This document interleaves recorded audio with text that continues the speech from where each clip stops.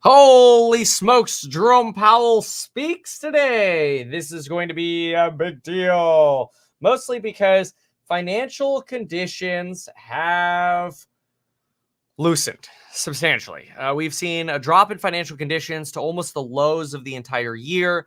A lot of folks are under the impression that this is going to mean Jerome Powell is going to have to hawk. All right, so let's game plan this. So in order for us to understand what Jerome Powell is up against, we have to think some scenarios. Scenario number one, Jerome Powell sees the economy deteriorating and is confident in inflation, then he can be dovish. If he's dovish, that is very bullish for stocks because it means we're pricing in, rate cuts or whatever, right? That's fantastic. This event is scheduled to start in about 3 minutes, by the way. So dovish means he's not worried about inflation. He's more worried about the economy, and he's more worried about unemployment. The Fed's big mistake could be too much unemployment. We've discussed this. A Federal Reserve that has too much unemployment is a Fed that is much more unpopular than in an environment of inflation. And it's already bad when there's inflation. But when people are losing their jobs, and now it's not just harder to pay the bills, but it's impossible, that's how you get a foreclosure crisis. That's how people lose their homes. That's how you really damage the economy. That's why the Fed has a dual mandate, which is maximum employment and stable prices. Well, prices have started to become more stable. Inflation is still here. We still deal with the 19 to 30% price increases from before the pandemic. But once we factor that in, are they still rising as much as they were? And the answer to that is no, absolutely not. So scenario number two is a Powell who sees signs of inflation rising again, which I don't know that anybody does see inflation taking off again. But if Powell sees that, he might look at the loosened financial conditions and say, I need to hawk. I need to be a little aggressive here. I need to get that 10-year treasury yield back up because right now it's down 5 basis points on the day. You're sitting at 4.3%. When Jerome Powell last made his speech, we saw 5% treasury yields. So you have a substantial loosening of financial conditions that has occurred. We've seen this not just in treasury yields, which have come down, stock prices, which have gone up. Look at the consumer discretionary rally and the debt rally we've seen on consumers. But we've also, those all loosen financial conditions, mind you. But we've also seen measures of financial conditions via indices that measure this and track this. We've seen those plummet to nearly the lows of the year from the highs of the year. So now you're in this situation where markets are sitting around wondering, what is Jerome Powell going to say and do today? Is Jerome Powell going to spank us dirty? Is Jerome Powell... Oh, here it is. Here it is. I got his speech. Hold on. Fed, FOMC moving forward carefully as it risks over and underdoing tightening as those become more balanced. It's premature to say if we're restrictive enough. The Fed will raise rates again if needed to lower inflation. So they're maintaining that stance. Making rate decisions meeting by meeting. Uncertainty over economic outlook is unusually elevated. Fed funds range is well into restrictive. Fed has made considerable progress into lowering inflation. That's good. Inflation has eased, but core is still too high. Wage growth is still high, but moderating to more sustainable levels. Job market has cooled, but is still strong. Labor market conditions strong. Very strong, actually. Fed actions have defended inflation fighting credibility. Ooh, talking up his credibility. And expect spending and output to slow over the next year. All right, so we're going to have to get into the nuance because none of that is new. So now Jerome Powell should appear here on this video. And we're going to get his not only commentary, but he'll also read what we just wrote or spoke about. So we'll get his readout, and then we'll get into some like a Q&A discussion, which is kind of cool. So stay tuned for that. I think so far this is a very as expected Fed response here. The statement likely crafted not just by Jerome Powell, but by the entire board, sort of the approval of the entire board. You want to kind of make everybody at the Fed happy so you can keep that unanimous scope going. The question that people have is it possible that you'll have Jerome Powell slip in some of his own dovish or hawkish comments? It's too soon to say if Jerome Powell is going to. Oh, there he is. There he is. Good morning, distinguished guests. Hi. Chairman Powell and members of the Federal Reserve Board, including our very own Lisa Cook, President of the Federal Reserve Bank of Atlanta, Raphael Bostic, and its members, Spelman Board of Trustee members, administrators, faculty, friends of the college, individuals from institutions throughout Georgia, and the remarkable community of Spelman, welcome. I am Marinette Holmes, Chair of the Department of Economics here at Spelman, and it is a privilege for my department to co-host this momentous occasion. Today marks a historic event in Spelman's 142-year history, the first visit by a Federal Reserve Board chairman. This is yes.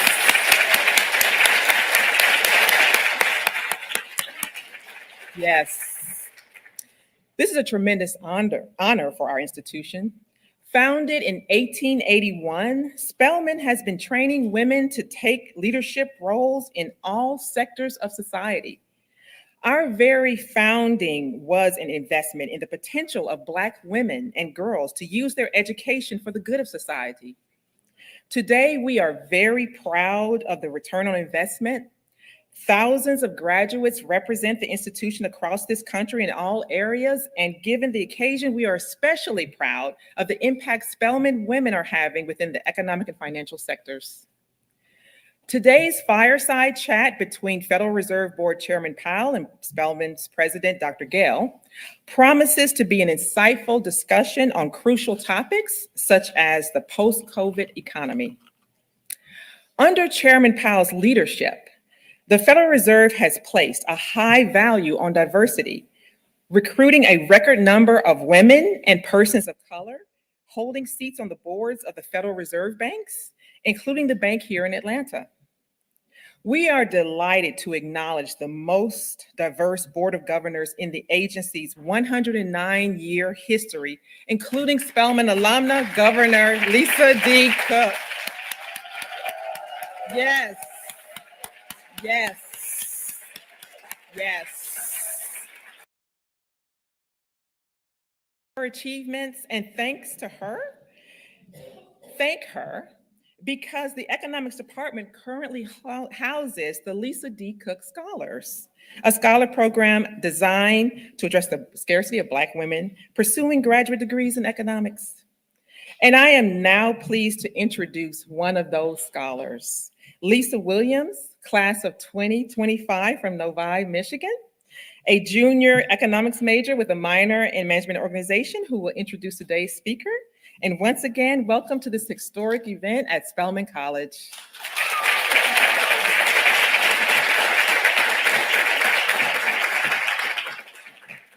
Good morning, everybody.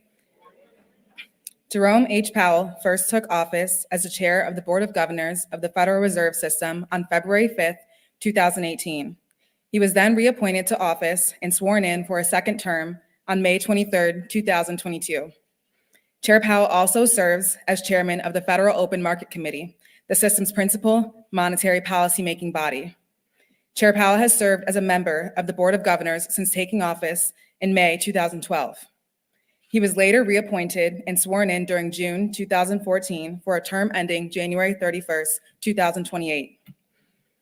Prior to his appointment to the board, Chair Powell was a visiting scholar at the Bipartisan Policy Center in Washington, D.C., where he focused on federal and state fiscal issues. From 1997 to 2005, Chair Powell was a partner. Just a heads up, they're doing like a bunch of these like intro speeches or whatever. Powell is expected, and he's sitting on the stage there listening to this, so he'll be there in just a moment. So far, the statement that was released is not unexpected. Everything pretty expected so far. There he is. Job market is cooling, but that said, it's cooling to a more balanced level. It's not going from balanced to weak. It's going from oh, hold on. Sorry. Wrong audio. Center for Finance at Princeton University and the Nature Conservancy of Washington, D.C. in Maryland. Chairman Powell was born in February 1953 in Washington, D.C. He received a bachelor's in politics from Princeton University in 1975 and earned a law degree from Georgetown University in 1979. Helene D. Gale began serving as the 11th president of Spelman College on July 1st, 2022. President Gale previously served as both president and CEO of the Chicago Community Trust from October 2017 to June 2022. Under her leadership, the trust adopted a new strategic focus on closing the racial wealth gap in the Chicago region. For almost a decade, President Gale served as both president and CEO of CARE, a leading international humanitarian organization. As a pediatrician and public health physician with expertise in economic development, humanitarian efforts, and health issues, she spent 20 years with the CDC, working primarily on HIV and AIDS. A previous member of the Federal Reserve of Chicago's board, President Gale currently serves on both public company and nonprofit boards, including the Coca-Cola Company, Organon, Palo Alto Networks, the Bill and Melinda Gates Foundation, Brookings Institution, New America, and the One Campaign. She is also an inaugural member of President Biden's Advisory Council on African Diaspora Engagement in the United States of America. President Gale is from Buffalo, New York. She earned a bachelor's in psychology at Barnard College, a doctor of medicine at the University of Pennsylvania, and a master's in public health at Johns Hopkins University. She is a full professor at Spelman College, a recipient of 18 honorary degrees, and also holds faculty appointments at the University of Washington and Emory University. Please join me in warmly welcoming Federal Reserve Board Chairman Jerome Powell to the stage as he offers his remarks, and afterward, we look forward to President Gale joining Chairman Powell for an engaging discussion on navigating pathways to economic mobility.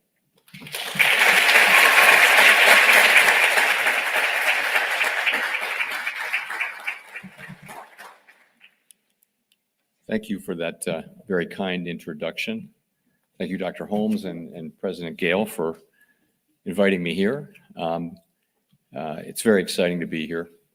And I'm fortunate to have been accompanied from Washington by a very distinguished graduate of Spelman College, class of 1986, and a member of Delta Sigma Theta.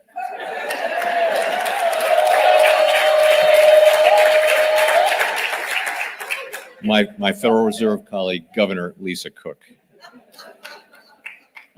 I'd say there's no greater testament to Spelman's historic legacy than the achievements of outstanding women like Governor Cook. One part of that legacy is Spelman's tradition of promoting education in STEM. Governor Cook's research highlights the key role of such education in preparing individuals to be inventors and innovators who can generate ideas that will add to our body of knowledge, increase productivity, and generate higher living standards over time. Her work is just one example of how Spelman women continue to make historic contributions in science, the arts, technology, medicine, and other fields. I look forward to our conversation, and I thought I might frame it up first by talking about the Federal Reserve's ongoing actions to promote a healthy economy and how those actions relate to questions that students in this audience might be asking about the future. For example, I imagine students are wondering what kind of job market and what kind of economy you'll be entering when you complete your education.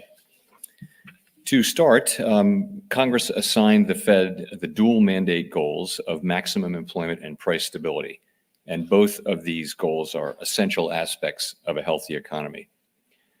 Congress also gave the Fed a precious grant of independence from direct political control to allow us to pursue those goals without consideration of political matters. Other major central banks in democratic societies around the world have similar grants of independence, and this institutional arrangement has a strong track record of producing better policy outcomes for the benefit of the public. So let me go to the two dual mandate goals, and I'll start with maximum employment. I'm glad to say that by many measures, the conditions in the labor market today are very strong. A couple of years ago, if you go back, the pandemic was receding and the economy was reopening. The number of job openings grew to greatly exceed the supply of people who were available to work, leaving there a widespread shortage of workers. Today, labor conditions remain very strong, and the economy is returning to better balance between demand and supply for workers. The pace at which the economy is creating new jobs remains strong and has been slowing toward a more sustainable level. That gradual slowing has come in part due to the efforts of the Fed to slow the growth of the economy to help reduce high inflation. After declining sharply during the pandemic, the supply of workers has bounced back as people have come back into the labor force and as immigration has returned to pre-pandemic levels. Partly because of that labor force growth, the unemployment rate has edged up over the second half of the year, although it remains historically low at 3.9%. The increase in labor force participation has been particularly strong among women in the prime working years of ages 25 to 54, which surged to an all-time high earlier this year and which remains high and above pre-pandemic levels. Wage growth remains high, but has been gradually moving toward levels that would be more consistent with 2% inflation over time. So real, which is to say inflation-adjusted wages, wages after inflation, are also growing again as inflation declines. Turning to price stability then, the second part of the mandate, we have a longer run goal of 2% inflation, and after running below 2% for over a decade, inflation increased sharply in 2021 in the United States and in many other countries around the world. High inflation imposes a significant hardship on all households and is especially painful for those least able to meet the higher costs of essentials like food, housing, and transportation. Beginning in early 2022, we reacted forcefully, raising our policy interest rate and decreasing the size of our balance sheet to help slow the economy and bring down inflation. And inflation has now declined to 3% over the 12 months ending in October. But if you factor out energy and food prices, which tend to be volatile, you get what's called core inflation. And we look at that too.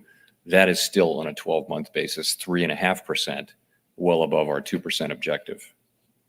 However, over the 6 months, now looking at more recent data, the 6 months ending in October, core inflation is actually running at about 2.5%. And while these lower inflation readings of the past few months are welcome, they're highly welcome, that progress is going to need to continue if we are to reach our 2% objective. The high inflation that we got beginning in 21 initially emerged from a collision between very strong demand and pandemic-constrained supply.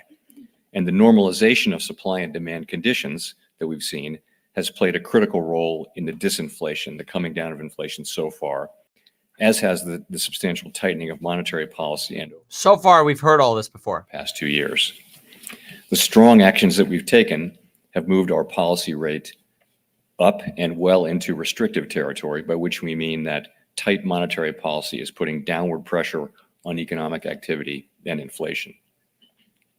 Monetary policy is thought to affect economic conditions with a lag, and the full effects of our tightening likely have not yet been felt. The forcefulness of our response to inflation also helped maintain the Fed's hard-won credibility, ensuring that the public's expectations of future inflation remain well anchored. Having come so far and so quickly, the FOMC is moving carefully forward as the risks of under and over tightening are becoming more balanced. As the demand and supply-related effects of the pandemic continue to unwind, uncertainty about the outlook for the economy is unusually elevated. Like most forecasters, my colleagues and I anticipate that growth in spending and output will slow over the next year as the effects of the pandemic and the reopening fade and as restrictive monetary policy weighs on aggregate demand. The FOMC is strongly committed to bringing inflation down to 2% over time and to keeping policy restrictive until we are confident that inflation is on a path to that objective. It would be premature to conclude with confidence that we have achieved a sufficiently restrictive stance or to speculate on when policy might ease. We are prepared to tighten policy further if it becomes appropriate to do so. So we're making decisions meeting by meeting based on the totality of the incoming data and their implications for the outlook for economic activity and inflation, as well as the balance of risks. And that's an overview of what my colleagues and I at the Fed are working to accomplish. The bottom line, if you're a student, is that we've made considerable progress in reducing high inflation while maintaining a strong labor market with a lot of opportunity for new graduates. The unemployment rate has moved up a bit, but it's still very low by historical standards, and by many measures, it's a great time to start your career. You'll face challenging decisions soon about what professions to enter and what companies and other institutions to work for. Of course, some of you will become entrepreneurs, but each of you has already made one really good decision, and that's coming here to Spelman. Whatever opportunities and challenges emerge, education will continue to be a key to success. Higher education is an investment and not just of money. You're investing your time and great effort to gain knowledge and skills that are preparing you for successful careers. Your success will make for a stronger economy. For our part at the Fed, we're doing our best to foster an economy that gives you the best opportunity to succeed. And with that, I will hand it back to you, President Gale. Thank you. Questions. We need Q&A. I think that Q&A is next. That was all pretty boring and generic. Well, thank you so much, and particularly thank you for that word of encouragement to our students. Sometimes in the midst of what has been a turbulent economy, it may seem a little daunting, but as we say at Spelman, we are undaunted. So, and I also want to thank Lisa Cook for all that you did to make this visit happen, but also for all that you do to represent this school so well. So thank you so much. And to your colleague and our friend, Raphael Bostic, who is the president of the Atlanta Fed, it is an honor to have you here with us. And our colleague from Georgia Tech, Kay Husbands-Feeling, thank you so much. She's been our co-collaborator in building this. So let me just start. And before I dive in, maybe just start with a few comments about you, or a few questions about you. How did you get here? Okay, I'm a doctor. I know how you really got here, but you're not an economist. Oh no, come on. We need hard questions, not this. Is this just going to be like about like college and like, oh yay, be an entrepreneur or whatever? Come on. The young person, like the young people who are sitting out here today, be surprised at where your path took you. So my path was, I'll start with when I graduated from college, and I grew up in Washington, D.C., and the whole Washington, D.C. political scene is there, but my parents and my family were not part of that. We were just people who lived in Washington. My dad was a lawyer. But when I graduated from college, I didn't have a plan. I hadn't thought it through, but I did have one thought, and that was that I wanted to be somebody who had a private sector career, but who also came in and did public service from time to time. And I was thinking of people like Cyrus Vance or George Shultz, who had, important private sector careers, but every 8, 10, 12 years, they would come in and serve in the government for a while. That's a unique feature of the U.S. system. You don't really see that that people can have both of those.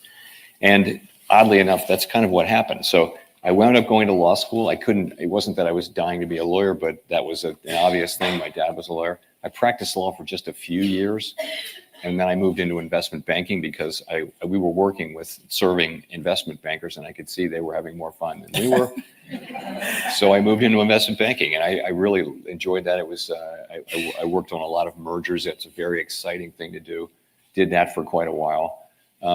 After doing that for a while, I had an opportunity to do public service, and I did move to Washington and serve in the Treasury Department as an assistant and undersecretary under President Bush Sr. then I moved, so I did that. Then I went back into the financial business and was a partner in a big private equity firm for a while. And now here I am back in public service. So what would you take out of that? One, it is a real, it's such an honor to do public service. And if you have a mainly private sector career and you want to give back through public service, you can do it in this country. And I think I would think this, but I think it's important that people in government positions, at least some of them, have had the experience of being in the private sector. At the same time, I think being in the private sector, I think, is informed by also having worked in the public sector. So those are some things. So that's how it all happened. Yeah, it was pretty unpredictable, but I was willing to change careers and pay the price. And pay the price of having to learn a new field. I had to do that over and over again, but it was worth it. Yeah. So curiosity is probably another one of the things that spurred you on, which is one of the things we talk to students about all the time. Now, as a leader, you get a lot of high marks. This year's word of the year in Merriam-Webster was authentic. And people often talk about you as being an authentic leader. Could you talk a bit about how you see your leadership style? And authenticity is a tough thing to pull off when every word that you say, people hang on to. So how do you play the role of an authentic leader with such a very, very difficult, challenging job? So the Fed, I stepped into a role.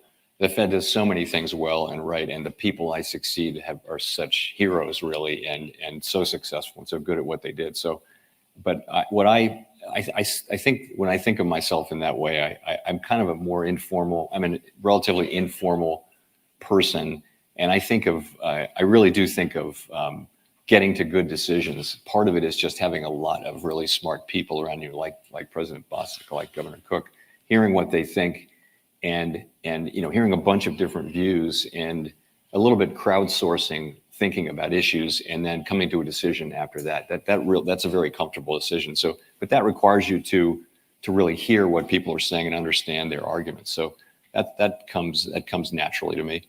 I also I felt that it was important that we substantially increase our outreach to Congress, which has oversight. In our system of government, it's Congress that has oversight over the Fed. And so my colleagues and I spend much more time than we used to going up to the Hill and talking to them and listening to them more. And I think that really pays off. They understand that we're a non-political agency, doesn't use talking points. We're just trying to do our jobs and stick to our jobs. And I think even if they don't agree with what you're doing, and even if it's very difficult times, they know that you're doing your very best and they trust you to do that. So on that, one of the things I think you have done well, and I would argue your predecessor was good at this as well, is trying to decode the Fed a bit. It is, for many, still a mystery, and you started talking about the dual mandate and what really is the Fed's response. Here we go, finally. But you don't have a lot of tools. You have a limited set of tools, if you will. Dude, he got a lot of tools. You don't even know the tools he got. People think that the Fed can do all things for the economy. Could you talk a bit about where your responsibilities and what you are able to do and where others need to take the next step and move things forward, and particularly this interface between monetary policy and fiscal policy and how that works in the real world? Let me start by saying the things that we actually do. So the thing that I talked about was monetary policy. So we use our tools to foster maximum employment and price stability, two equal goals in the law. And that involves raising interest rates and using our balance sheet to either slow gradually or speed up the economy to move the economy toward those goals. We also, though, regulate and supervise banks. We have a broad responsibility to support financial stability to the entire financial system, which we do really through our liquidity tools. That was the original purpose of central banks, was to be there with with liquidity, with cash when bank runs emerge. And if there's a facility there that exists, then the bank run doesn't happen in the first place because people know they'll get their money. We also play an important role in the payment system. So we have pretty broad roles. People do expect things of us that we don't really do. And it is really important to respect the line. Most things in our system of government are and should be assigned to the elected branch. Nobody elected us to do things. We're appointed to do specific, narrow, really important things and stick to those things. It's the elected branch of people. They've stood for election. The president has, the Senate has, the Congress has, and it's very important to not walk onto their turf because those things are consigned to the democratically elected branches. Very few things are assigned to an institution like the Fed that has the protections I mentioned. We serve long terms. We can't be fired except for malfeasance, and hear that, Trump? no one can do it. So we have to respect that independence by sticking to the jobs that we have, even though it's very frequent. When I testify, which I do a lot, we had a senator speak to us at dinner the other night, and he pointed out that whenever they have me or a Fed chair in the chair testifying, they always try to get us to support their fiscal policy. Nice. Raising taxes, cutting spending, all those things. And we just can't do that. We have to stick to what we do and stay out of politics. And that's what keeps that independence. And it's what enables us to be that rare thing in Washington, which is a non-political agency that is respected by both sides, where they'll give us the room, they'll criticize us publicly, but they'll give us the room to do our jobs. And our jobs are really critical for every American. Yeah. And that nonpartisan and people believing in that is so important. There are things that you can do specifically as the Fed, and you talked about them, things that you can't do. But one of the other things that you have as the chairman of the Federal Reserve is the bully pulpit. Could you talk about how you have used that? And that's what he's doing right now. It's the communication of the Fed. And what are some of the kinds of things that you use your bully pulpit for?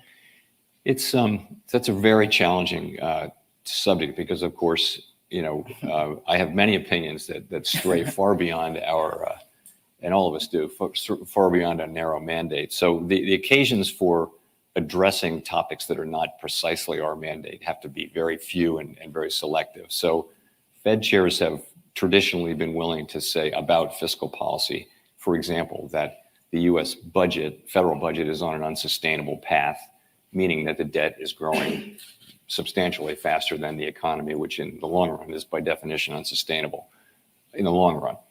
But we don't get into calling Congress out or telling them how to balance how to bring down the deficit, and that we don't do that. I stay out of that because we're not fully achieving one of our major goals right now, which is the inflation goal. So, and Congress has oversight over us, not vice versa.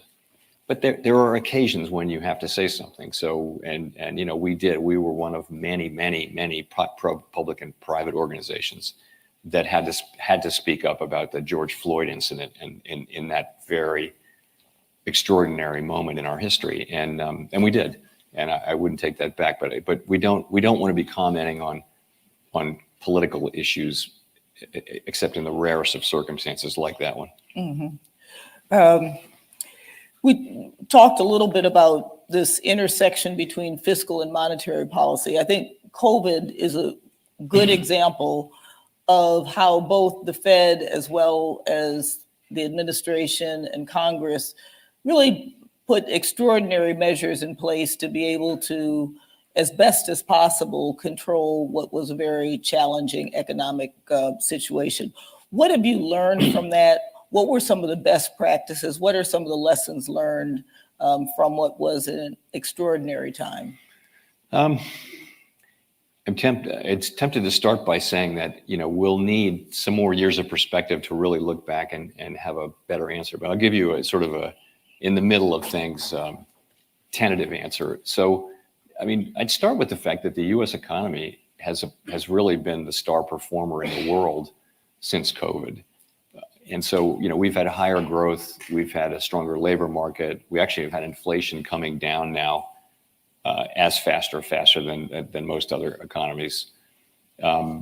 So basically, compared to other countries, we've done well. Looking back, the economy got stronger much faster, I think, than we expected and than most people expected. If you think about, if you go back to the time of COVID, when it was actually hitting in the first half of 2020, you're looking at a situation where the economy around the world is closing, where we don't have any idea how long it'll take to get vaccines, where we don't know how we will reopen the economy. If you can't get vaccines, we didn't know how lethal the disease was going to be. So there were real possibilities that you could be in a longer term situation where you just couldn't get the economy back up to full speed. We just didn't know. And so Congress acted, with no dissents. Imagine that, no dissents, passed the CARES Act, which literally put trillions of dollars of potential lending power in our hands. It was so big that we didn't have to use it. The financial markets were kind of closed, and they reopened without our having to use this authority. So we made very few loans in the end. It was amazing. But so if you look back on that, what you know now that you didn't know then was that the economy really did recover much more quickly and much more forcefully than we thought. And of course, you would have acted a little bit differently, knowing that. But overall, we'll have to judge this with some over time, looking back over time. Remember how extraordinarily unusual, unique the circumstances were. We hadn't had a pandemic in 100 years. No one knew what to do. At the very beginning, there was a question, well, why is the Fed even focusing on this? And then, if you remember, there was a very small stimulus bill that couldn't pass and then 2 weeks later, the CARES Act is passing with all this. So it was a moment of great uncertainty and learning. And so we're still probably in a moment of a fair amount of uncertainty, partly because the economy isn't acting as might have been expected. So sitting now, thinking forward, to the extent that anyone can prognosticate, what are some of the lessons because of what we went through with COVID that might help us think about where we need to go, even though things are a bit unpredictable still? The economy has repeatedly surprised us and all other forecasters. It's so if you go back a year, not many people, and I'm not aware of any people who forecasted that we would have quite the level of strong growth that we have had in 2023, around 2.5%, a labor market that's still been creating millions of jobs, and yet inflation beginning in June coming down, very meaningfully. So coming down significantly. So, and those are all good things. All three of those things are good things. So we've been surprised on the upside this year. In 2022, when we were raising rates very rapidly, it didn't seem like we were getting any payback from that, but we really did get a lot of payback this year. And we also got the unwinding of those pandemic effects that I talked about. So that's people dropped out of the labor force and they didn't come back in 22, and then they did come back in 23, and also immigration picked up. So all that's happening. So looking ahead, once again, we're still in a place where there isn't any experience with year 3 of the pandemic recovery, the last time we had a pandemic. It's just unique. But so if you just take on board what I said about where the economy is and where policy is at a restrictive level, meaning it's holding the economy back. Inflation is still running well above target, but it's moving in the right direction. So we think the right thing to be doing now is to be moving carefully. Thinking carefully about how things are going on, letting the data tell us what the story is. The data will tell us whether we've done enough, whether we need to do more, and that's what we're doing. We're moving. I would characterize it as moving carefully. Yeah, and kind of taking it based on circumstances by circumstance. Let the data, reveal the appropriate path. We don't need to be in a rush now. Having moved, quickly and forcefully, we're getting what we wanted to get. We now don't have to. We now have the ability to move carefully. So, probably my last COVID-related question, but clearly one of the hallmarks of the COVID economy was how globally interdependent we are.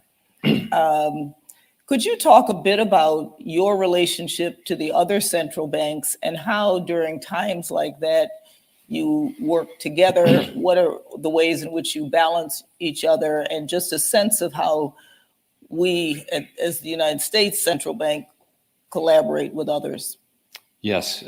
So the central banks meet 6 times a year in Basel, Switzerland, just the central banks, not the elected governments, not the finance ministries. And that wasn't part of my world before I was chair. But so we don't issue communiques. We just talk about, we go there for 3 days and we just talk about what's going on in economies around the world. And also they're cross-cutting issues that we deal with, like how's inflation going, in all the things that matter. 2 years plummeting, by the way, because he's not hawking Monetary policy. So that's enormously informative. And as you pointed out, nothing proves how global the economy is better than the pandemic, Crisis, right? I mean, yeah. it was global. During the pandemic, I was in extremely regular, often more than once a day, with other heads of other major central banks by phone. We were the only one. Remember, at the time of the global financial crisis 15 years ago, there was plenty of room to cut interest rates. That was not the case. Our interest rate was really the only one that was far enough above zero that we could meaningfully cut it, which we did. Mm-hmm. But nonetheless, we were always talking, the major central banks were always talking about what's going on, learning from each other and that kind of thing. And it's very important, because when there's an international crisis, you need to know the people you're working with, you need to trust them. And by the way, this is very much replicated at the staff levels between the major central banks, because a lot of when there is a crisis, a lot of the knowledge about what to do and how to do it in our very complex financial system, in the plumbing of it, that rests with the staff as well as with governors and Reserve Bank presidents. But the staffs know each other well. There's a seamless web around the world of people with all that knowledge, which, in other words, they all coordinate to say the same crap. Come to work and do what they do is truly amazing. Do you feel like, having gone through that crisis together, the system of central banks is working even closer together than before? I think that's what he just said. We don't have the ability to, we don't we don't collaborate we each serve a domestic mandate, right? Our mandate is to work for the people of the United States. But yes, I think there's a world where we really understand each other and know what we're doing. The dollar is the world's reserve currency, and there are dollar funding markets around the world that are very important for our economy. So we support the dollar as a reserve currency by we have 5 standing swap lines, and we actually opened up 9 additional ones with central banks around the world to support the role of the dollar. It's enormously important in relieving financial stress, and both in the global financial crisis and during the pandemic. So we're very mindful of international economic flows, and it's a critical part and a much bigger part of the chair's job than I would have thought watching from the seat of a governor. Mm-hmm. Let me talk about an issue that is near and dear to my heart, and I think is also a big concern for many people here in Atlanta, and that's wealth inequality, and particularly the racial wealth gap, which in Atlanta is, I think we're ranked number 4, 2, 3, or 4. I don't know, Raphael, where we ranked number. We're up there in terms of wealth inequality here in the Atlanta region. Obviously, there are some things that the Fed can do to impact that, but also there are also things the Fed cannot do. I know it's something you have talked a lot about. Your predecessor, Janet Yellen, also talked about that. Could you speak to wealth inequality, thoughts that you have about the ways that the Fed can and cannot be helpful? And I say that also thinking about some of the critique that people have around bank regulations and how that may or may not play into the ability for low-income populations to get access to credit and important things like mortgages and credit for starting businesses. So bottom line, wealth inequality, what can the Fed do? What can the Fed not do? And are there more things that you'd like to see happen to make that less of an issue here in this country? So one of the things that we do is just really part of what enables us to do all of our jobs is we're careful students and we hope deep, thoughtful students of what's going on in our economy and in other economies. But one of the things that's been going on in our economy for close to a half century now is this rising inequality. And so the first thing that we do is we collect and publish a tremendous amount of data on this with the Quick note, when they talk inequality, that's actually bullish. finance and many other areas. If you go to our website, there's an awful lot I'll explain of why. data that we collect and put out about disparities in income and just income levels and by all different kinds of categorization. So we're a source of data, a big source of data on our website. Second thing I'll say is the thing that we can really do, there are two things that we can really do with our policy that matter. One of those is to enforce the fair housing laws. So we have powers to enforce fair housing laws. Not all of those powers, they're shared around the bank regulators, but that's an important one. The second one really is, and maybe the single most important thing we can do, is if you look back at the very long expansion that ended with the pandemic, longest expansion in recorded US history, 10 years and 8 months. What started happening in the last 3 years was most of the gains were going to people at the lower end of the income spectrum. The gap between Black unemployment and white unemployment was at historic lows. And there was by the way, the economy was not overheating or anything like that. We're looking at this and thinking, this is so good for the United States, so good for America. And it can go on, it can keep going and very beneficial. So the thing we can do is use our tools to get back to, it amounts to this, an extended period of strong labor market conditions. We know what that does. That you had companies, we heard the stories like this, companies were going into prisons and finding people who were not going to get out for a year or so and meeting them and starting to train people and get them, because there just weren't enough workers. So very beneficial, positive things like that were happening. You asked about, the other thing is, we don't really have, it's the elected branches of government that really have the tools that can address these questions of inequality. And that's around education and all the things, tax policy, all those things are really not in our hands. But the tools that we have, we will use. I don't think of bank regulation as being, the point of bank regulation is to have banks be safe and sound. When banks aren't safe and sound and they collapse, they hurt. We saw this in the global financial crisis.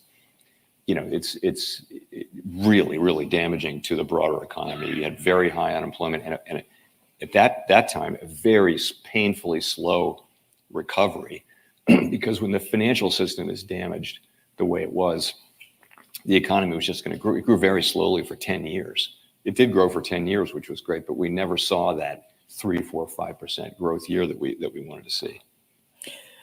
So, you mentioned earlier the employment mandate, and that obviously feeds into issues of income inequality and to a certain extent wealth inequality.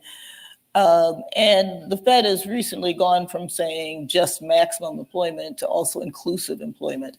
Could you talk about that and what that means to you and how you think the Fed can play a role in inclusive employment? So really the goal is maximum employment, and the insight that we had, and part of it just was what we saw during that long expansion, is that to be maximum, it really needs to be inclusive. Meaning, you need to be looking. Ultimately, as I mentioned, we don't have the tools to target particular groups or anything like that, but we do look at the data, by racial and gender and income and all of those things, immigrants, native born. We look at that data, and that all of that informs our assessment of whether we're really at maximum employment. So we said that maximum employment is a broad and inclusive goal, and that's part of our framework now. Great. And I think important words matter, and I think having that word inclusive in there does make a difference. I'm going to start opening it up and to questions in about 2 questions. Sweet. So people can come to the mic, but we are giving preference to students. So we'd like students to stand up first, and then all the rest of you after. But I've got lots of questions that I could keep going on and answering. But let me ask you, this visit is part of some of the learning tours that you do throughout the country. And, you have thought that it was important for you to get out and actually talk to people about how they experience the economy. Could you give 1 or 2 things that maybe surprised you or that were important insights as a result of actually getting out and talking to people? So it works 2 ways. Of course, we have an obligation to go out and we want to explain what we're doing, and that's just part of our job. We want the public to understand what we're doing and why. That's part of it. The other part of it is, we get incredible amounts of data, right? Aggregate data, and you can only stare at it so long. I find, and I think all my colleagues find too, when you talk to people about their lives in the economy, it starts to form into a story and into a better understanding of the details of the lives that people are leading. So, I mean, I remember many trips I've taken, and inevitably you come back and you say, well, I really learned something there.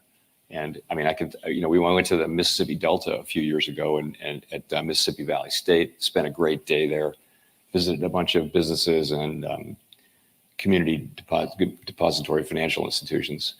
And what did I learn? I learned what life was like in the Delta, and the way they live and their aspirations. Met some really talented kids, by the way, which was great.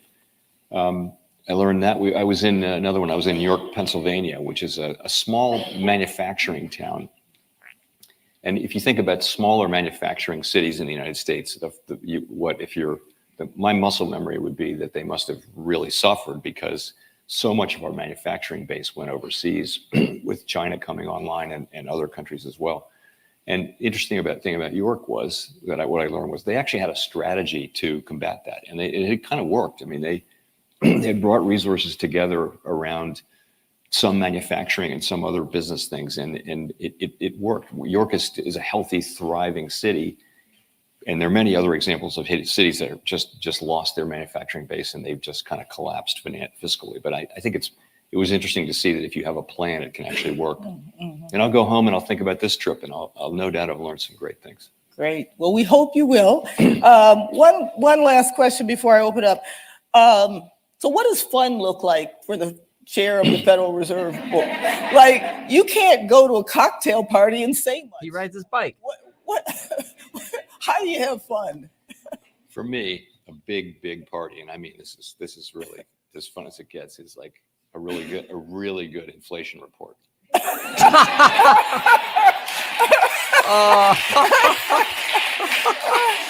That's a good one. First question. Thank you for coming to speak with us today. My name is Catherine Stewart. I'm a graduating senior at Spelman College, majoring in economics, originally from the South Bronx area of New York City. So the Fed aims to have 2% inflation rate and to maximize employment and price stability. And as you mentioned earlier, the inflation rate is currently at 3%, so not necessarily where the Fed would like it to be.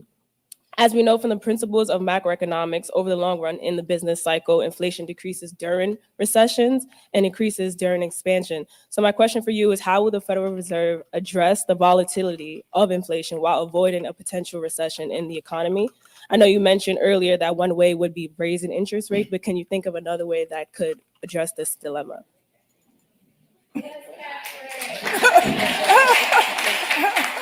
Great question. Thank you. So if you look at the history of campaigns to bring down high inflation, what you will see is in most instances, not all, but in most instances, that has wound up.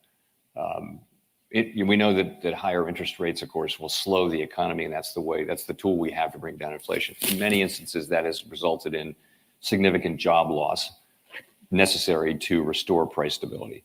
We haven't seen that here, and we've always felt, my colleagues have always felt that we had a chance, that there's a path to getting inflation back down to 2% without that kind of large job loss. And I still believe that. I've always believed that, and we're on that path. But some softening in the economy has happened. You've seen growth slowing back to a more sustainable level, and we hope we can stay on that path.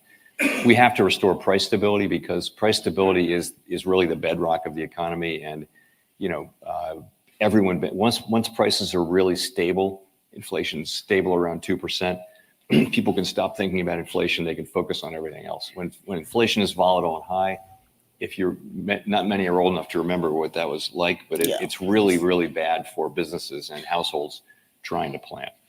In terms of other tools, I wish we had them, but the fiscal authorities have their tools, we have our tools, and our tools are interest rates and our balance sheet, which affects interest rates as well. Next, Mike. Thank you for that. Can you all hear me? Yes. Sounds good. Good morning, Dr. Gale and Chairman Powell. This has been such a didactic conversation, so thank you for all that you shared. We spoke a little bit about optimal employment and maximizing it and ensuring that it's inclusive. And so earlier when you were speaking, you spoke about your background, Chairman Powell, in private equity and investment banking, and even alluded to entrepreneurship. And so my question for you is, during these contractionary phases of the economy, or where there's threats around contractionary phases of the economy, how can minority entrepreneurs ensure that their ventures are backed and armored to ensure that they're still stable during contractionary phases and when those policies are in use? Blanket So how guarantees. can minority entrepreneurs ensure that their ventures are supported?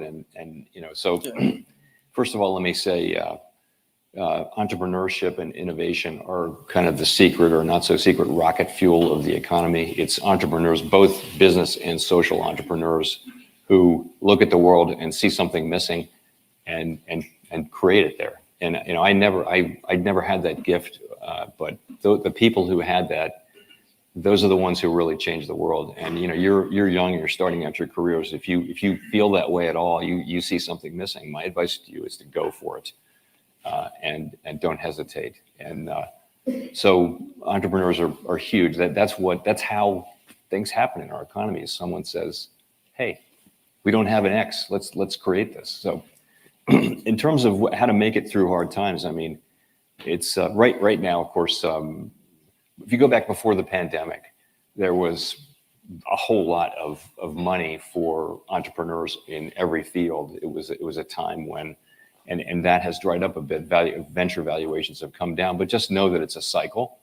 And many ventures have gone from promising to almost dying to incredibly successful over time. And if you look back, you talk to any of the great entrepreneurs, they'll say, I had a time when I came this close to just wrapping it up and going to law school. Nothing wrong with going to law school.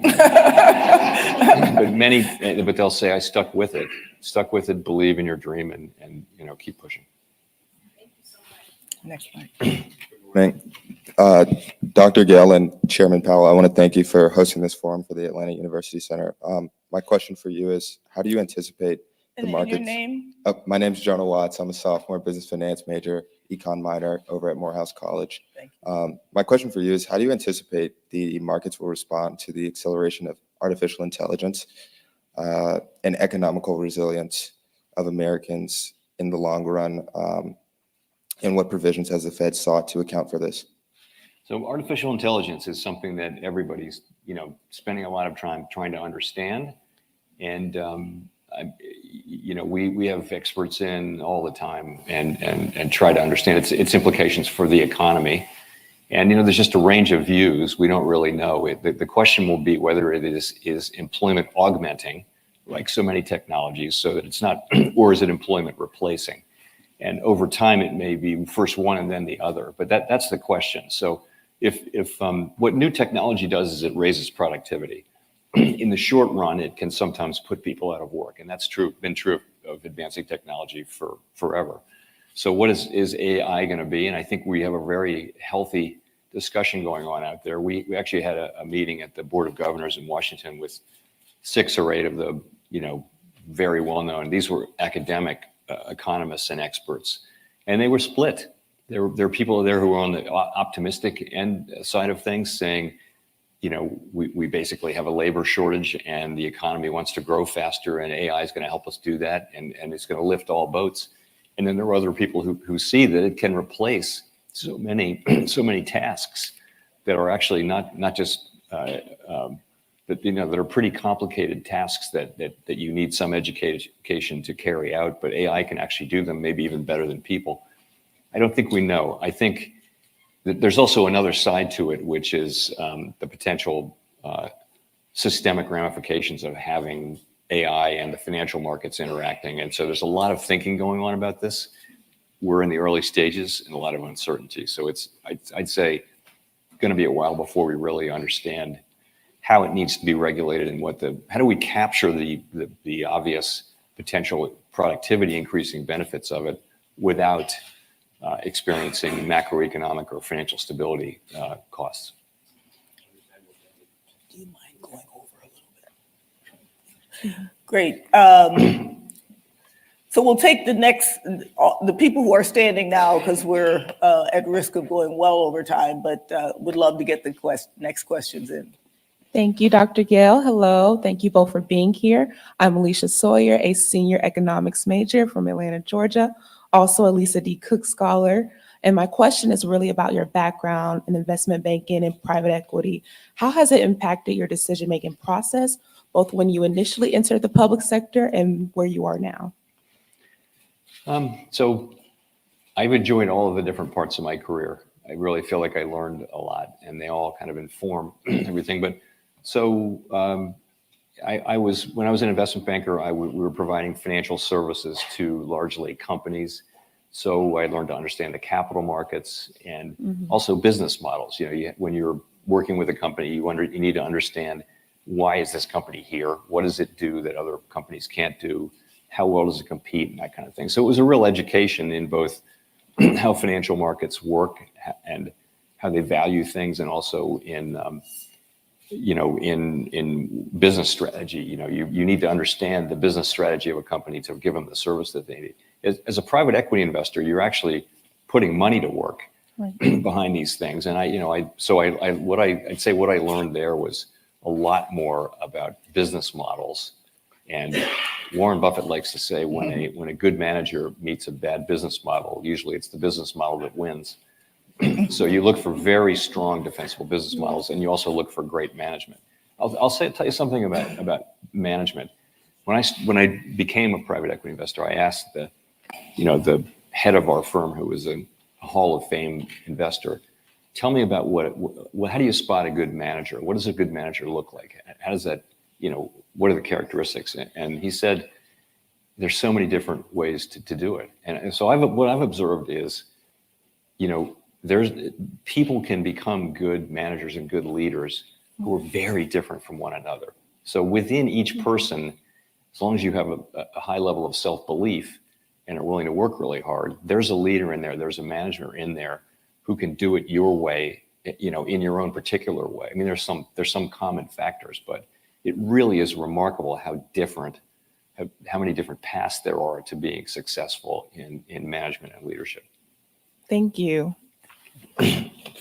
Good morning, and thank you, Dr. Gale and Chairman Powell, for speaking with us today. My name is Peyton Thomas. I'm a senior psychology major from Hampton, Virginia. And I know that you spoke to a little bit what the Fed can and cannot do in terms of the racial wealth inequality in America. Do you have any advice for what we as young Black college students can do to help combat that racial wealth inequality? I will say this. The thing that has always moved me the most in that area is education. So I was the founding chair of an inner city charity in Washington, D.C. I was also active in a similar charity in New York City to help inner city kids get an education. And you find their parents, or often their single parent, are desperate to get them the education they want and keep them away from trouble. And so there's so much to do there. And, every kid who gets through 8th, 9th, 10th, 12th grade, and is doing well at it, it's just a person who now has a chance at a middle class life. So I think that to me, that's the thing, you know, our education, it's really hard and really important, but education is the road for people.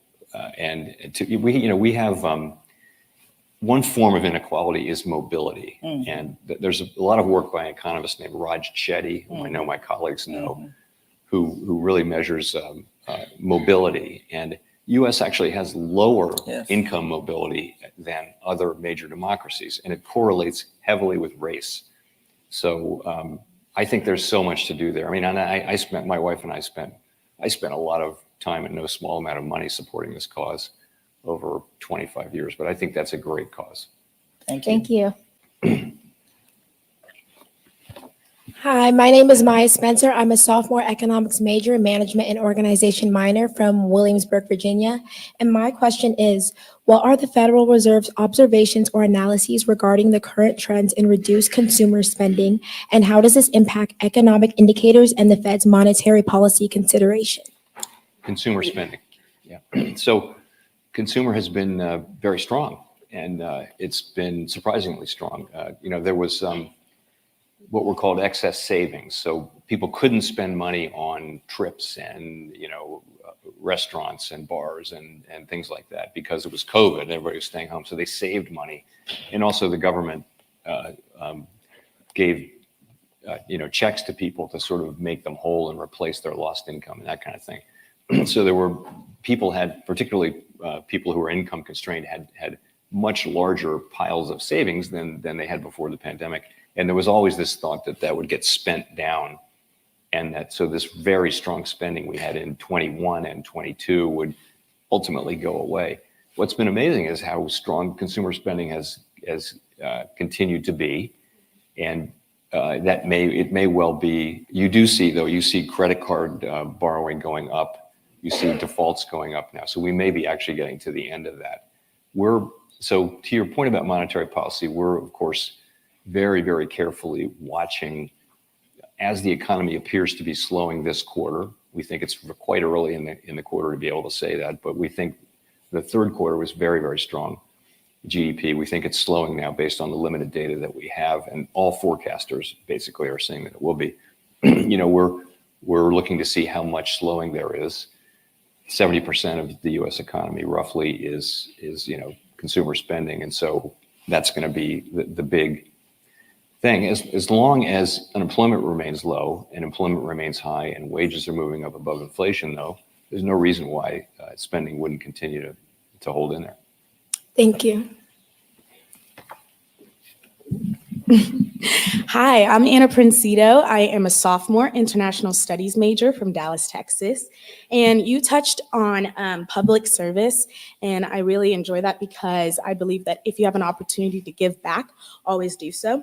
We are blessed to be at an institution that has a plethora of opportunities, but for those who do not have access to higher education and are just trying to make ends meet, what are the public service policies put in place that the Fed has, and how can we get involved?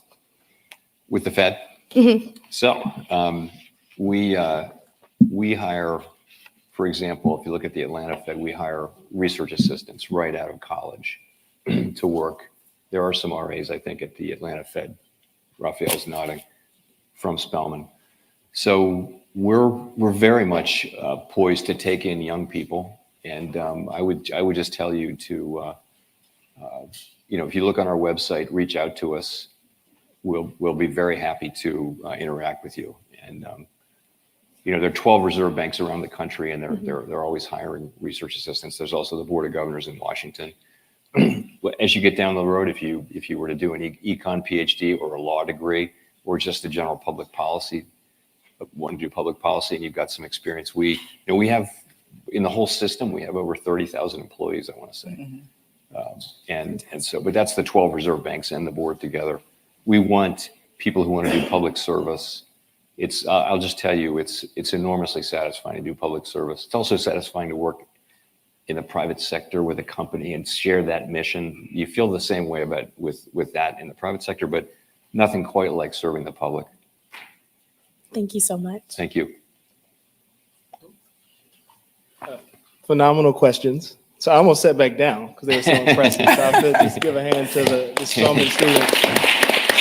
But Donnie Beamer from the Atlanta Mayor's Office, and I oversee our Office of Technology and Innovation. And so we want to make sure our entrepreneurs succeed. So see me about that afterward here in the city.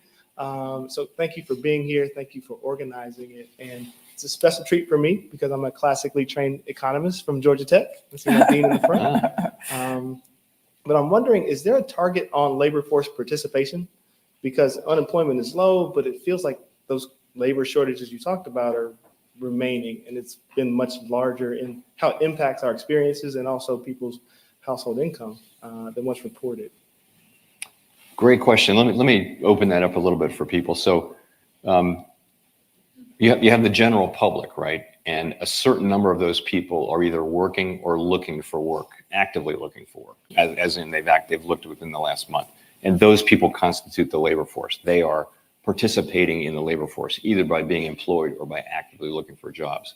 But there are many, many people who are not in the labor force.